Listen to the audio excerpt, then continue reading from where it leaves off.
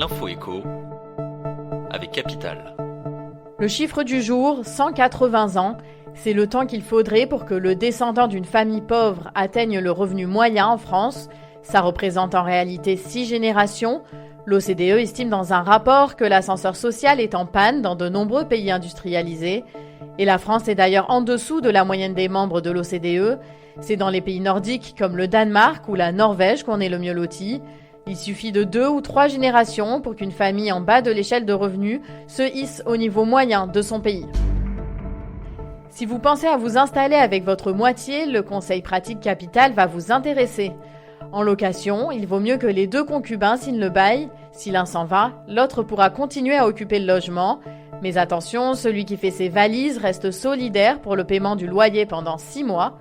Si vous préférez acheter, il est conseillé de préciser devant notaire la contribution réelle de chaque concubin. En cas de séparation et de revente, chacun récupère sa part. Pour avoir plus de détails, rendez-vous sur capital.fr, rubrique immobilier. Le coup de gueule est poussé par la CGT Cheminots. Le syndicat a annoncé ce vendredi son intention de poursuivre la grève en juillet. Il n'est pas question de s'arrêter au calendrier puisque le gouvernement souhaite passer en force. C'est ce qu'a déclaré le secrétaire général Laurent Brun. La réforme a été définitivement adoptée par le Parlement, mais les discussions sur la nouvelle convention collective ont repris.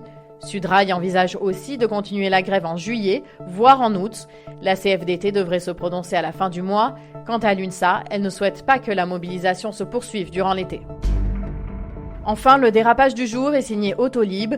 Le contrat passé avec le groupe Bolloré pour la gestion des voitures en libre service s'apprête à prendre fin.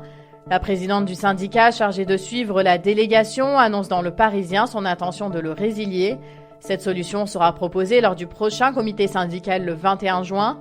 Autolib ferait face à un déficit cumulé de 293 millions d'euros à la fin du contrat, en 2023. Mais le groupe Bolloré estime que seulement 60 millions d'euros lui incombent. Il a demandé que le reste soit réglé par les communes concernées par le service.